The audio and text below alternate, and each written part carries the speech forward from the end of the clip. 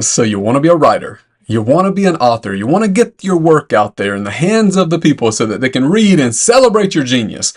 Oh, great. You come to the right spot. I'm Timothy Copeland, author of A Picture of the Heart, The White Oak, and I've learned some tips over the last several years of full-time writing that I think can help you possibly succeed in what is one of the most challenging industries out there, the creative writing field.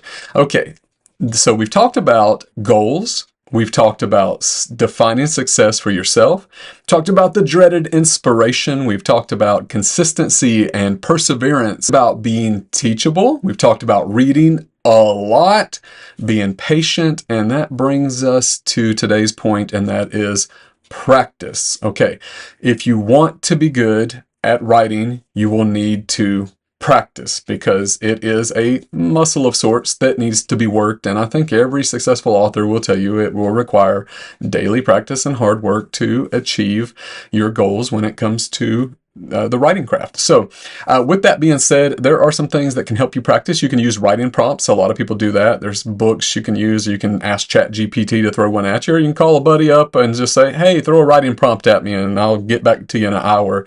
I happen to think short stories are a fantastic way to hone your writing skills, because as I've mentioned in previous videos, all of the tough things between character development, story arc, plot, world building, climax, hooking the reader at the beginning, all of that stuff has to be accomplished in a short story, but in a much shorter amount of time. So there's just not room to be verbose. You have to carefully choose the words that you want to use. You have to be intentional with those and place those in key places that can, as Jared Jenkins says, engage the theater of the reader's mind. So practice, practice, practice makes perfect. You probably heard that before, and there's no exception when it comes to working on writing. All right, guys, that's it for today's video. Until next time, keep creating.